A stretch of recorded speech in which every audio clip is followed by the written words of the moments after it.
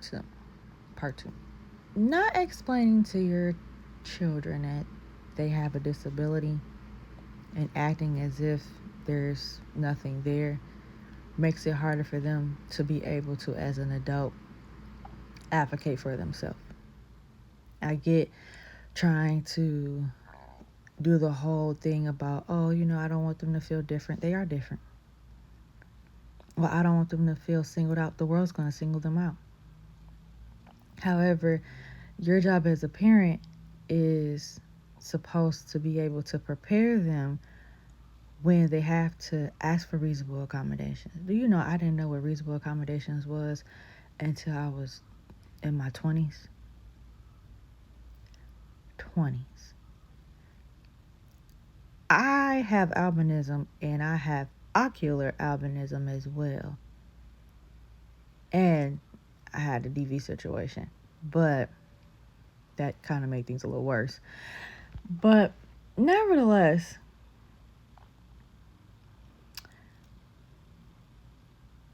I had no clue about how to ask for reasonable accommodations and how those reasonable accommodations affect your working place or who to even turn to or what until I was an adult. And I feel like with my generation of people who had disabilities, I wasn't really talked about in the household. A lot of times, in my household, I was the only person who had a disability. So, you know, I I tried to fit in with everybody else, knowing that I was completely different. I knew I was different. I knew my skin color was completely different. I knew that the way I, of course, looked was different, but I also knew the way I looked at things was different. And we talked about it, but we didn't necessarily talk about how to deal with it as an adult. And when I became an adult, I didn't know what to do. I didn't know what accommodations was available for me. I didn't know if there were support groups. I didn't learn any of these things until later on in life, and I'm 39. So I get you wanting to, you know, not out your child who has a disability or try to, sugarcoat it. Don't sugarcoat it. Because the world's not going to sugarcoat it. I'm not saying be mean to them and, be a bully. The world's going to do that. But what I am saying is prepare your children to be able to come out in the world and be successful. Teach them about reasonable accommodations. Teach them who to go to ask for reasonable accommodations because they're very important.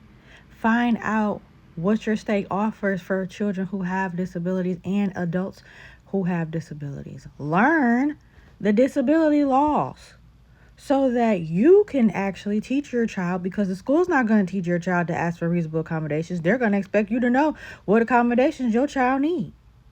So you as a parent have to be able to say, these are the accommodations my child needs, and be able to tell your child, hey, these are the accommodations that you're going to need. And most likely, you're going to need these accommodations, when you get older. When it comes to a job, hey, let's write this down and figure out, this is what you need for accommodations. Help them find support groups for people who are like them.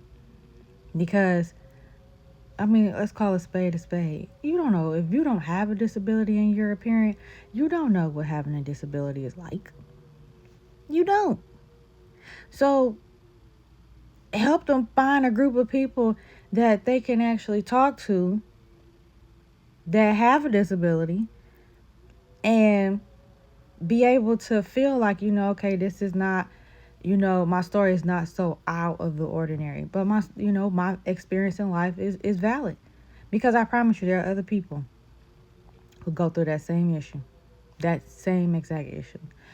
I'm going to explain. I'm a good example, part 3.